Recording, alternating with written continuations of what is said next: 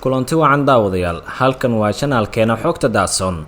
Daawadayaasha halkan ku cusub waxaan idinkaga codsanaynaa inaad subscribe inoo saartaan kuna soo biirtaan daawadayaasha sharafta leh ee ku taxan warbixinada xogaha iyo sidoo kale dhacdooyinkan halkan kusoo gudbin doono.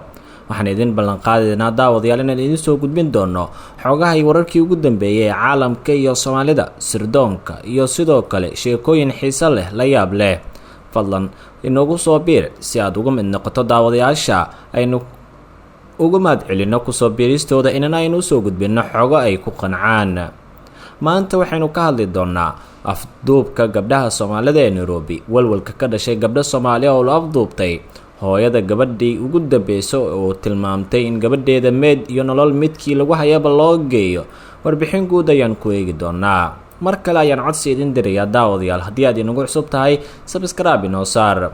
cabsi walaac xooggan ayaa laga dareemayaa. waxaa weli magaalada Nairobi ka socda baaritaanada lagu raadinayo gabdho la afduubtay oo Soomaali ah, sida mas'uuliyiinta Soomaalida ee Kenya ay sheegeen. gabdhaha maqan waa 3. 2 ka mid ah gabdhahaas waxaa la rumaysan yahay in la isla afduubtay. sidoo kalena warbaahinta Kenya qaarkood waxay sheegeen in muuqaal ay duubtay kaamirada amniga ay ka muuqdeen gabdho kale oo xilli galaba sii galaya dukaan ku yaal Islii. kadibna waxay isku raaceen xaafadda Kuyole oo ah meeshii ugu dambeysay sidoo qoray wargeyska The Standard. balse muuqaal lagu baahiyay TV waxaa ka muuqatay mid ka mid ah waalidiinta dhalay gabdhahaas oo ooyeysa, waxaana ay dalbatay in gabadheeda loo keeno nolol ama geeri tii lagu hayaba. Xafsa Cabdi Axmed waxay ahayd gabar ka ganacsata khudaarta ka soo go'da beer ay iyadu leedahay oo ku taal deegaanka Bro ka tirsan Tana River, gobolka xeebta ee Kenya.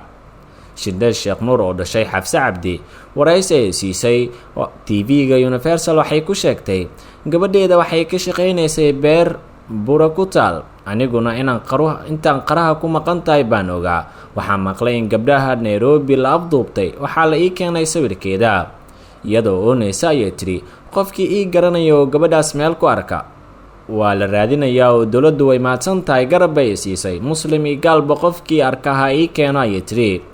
meed iyo nolol wixii lagu hayaba hala ii keeno gabadheeda, hala ii keeno ayay u sheegtay warbaahinta. Xafsa Cabdi waxay dhiganaysay jaamacad, waxay ahayd qof isku filan oo shaqaysata. waxaana la aaminsan yahay in la afduubtay ama lala afduubtay gabdho kale oo lagu magacaabo Xafsa Luqmaan. hooyadeed waxay tiri, baqaar ay ku lahayd Kiyole ayaa la geeyey oo aan ka soo qaatay kabaheeda iyo dharkeeda oo dhiig leh. hadday nooshahay iyo haddii ay dhimatayba waxaan rabaa in la ii keeno ayay raacisay. xildhibaanka degmada Kamuchunji oo Islii ka tirsan wuxuu yiri Yuusuf Xasan bartiisa Twitterka qoraal uu ku soo qoray inuu ka walaacsan yahay sar u kaca afduubka iyo rabshadaha kale ee degmada. xildhibaanka laga soo doorto Gaarisa Aadan Bare Ducaale oo ka mid ah siyaasiyiinta bilaabay inay la kulmaan laamaha amniga. waxa uu sheegay in warkay ku hayaan 3 gabdhood la waayay, 2 reer Islii ah iyo mid degneed xaafadda lagu magacaabo Kayole. bulshada Soomaalida waxaani waa shay nagu cusub, walaac badan ayuuna geliyay 2 maalmood ee la soo dhaafna ayuu yiri Aadan Ducaale. muuqaal argagax leh oo lagu baahiyay baraha bulshada ay ka soo muuqatay mid ka mid ah gabdhahaas waxay sheegtay in kooxda haysatay ay doonayaan ilaa $50,000 oo madax furasho ah.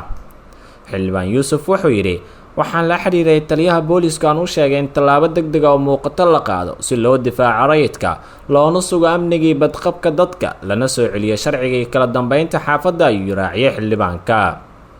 gabadha ka soo muuqatay fiidiyowga waxaa wejigeeda ku yaal dhaawacyo xun, da-deedana waxaa lagu sheegay 23 sano, siduu qoray wargeyska The Standard ee Kenya.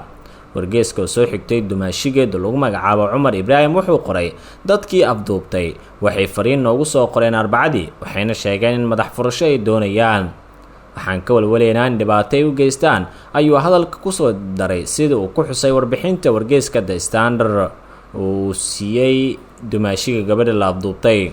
muuqaalka oo la baahiyey oo ah 35 ilbiriqsi waxaa ka soo muuqatay gabadha oo indhaha ay u xiran yihiin, wejigeedana uu ka muuqday jirdil, waxaana ay ku tiri, waa lay afduubtay, lacagna way rabaan, fadlan soo dira ayay hadalkeeda raacisay.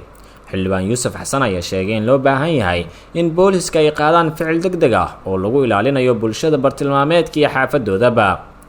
dhowr afduub oo loo geystay gabdho Soomaali ah ayaa la soo warinayaa ilaa isbuucidii la soo dhaafay. Soomaalida ku nool magaalada Mombasa ee dalka Kenya ayaa ka carooday dil loo geystay gabar 19 sano jir ahayd oo la muddo 3 maalmood ah.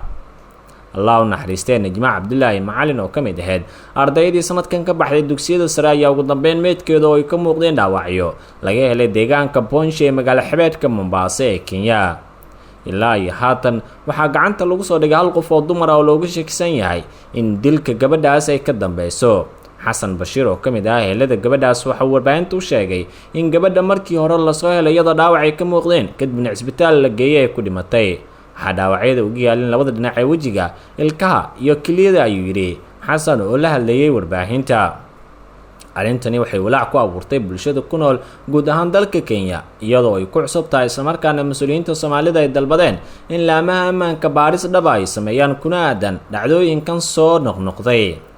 balse haweeney lala xiriirinayo dhacdada Mombasa ayaa waxaa lagu maxkamadeynayaa magaaladaas. maxkamadeynta Faysal Cali Xasan oo ah gabadh lagu tuunsan yahay in dilka ay ka dambeyso ayaa dib loo dhigay kadib markii ay Faysal sheegtay inaysan fahmi karin luqadaha Ingiriiskiisa waa xilliga, sidaa daraaddeedna aysan ka jawaabi karin codsi uu sameeyay sargaalka baaritaankeeda gacanta ku haya. garsooraha sare ee deegaanka Fijan Adenta ayaa amar ku bixiyay in Faysal la sii hayo 2 maalmood iyadoo maxkamadda ay raadinayso turjumaan Soomaali oo kula turjuma maxkamadda iyo eedeysanaha si arrintani si dhab ah loo baaro ugu dambeynna dacwadda ay usoo gabagabowdo. cabsi walaac xooggan ayaa ka jirta guud ahaan dalka Kenya, tanina waxay saameyn ku yeelatay socodka Soomaalida ee xaafadda Islii iyo sidoo kale guud ahaan dalka Kenya. walaac badani ay muujinayaan waalidiinta halkaas ku nool ayagoo xoogaa yaro amni ah dareemaya, balse markani waxay tilmaamayaan in xitaa aysan awoodin in gabdhahooda bannaanka ay u diraan cabsi ay ka qabaan in gabdhahooda la abduubto. muuqaalada lasoo baahiyeyna waxaa ka muuqanaya nooc xun oo ka mid ah jirdilada loo geysto waxa bini-aadamnimada ka baxsan. haddaba waxyaabihii ugu dambeeyay oo la socon doonaa daawadayaal, haddii aad ku cusub tahay subscribe inoo saar mahadsanid.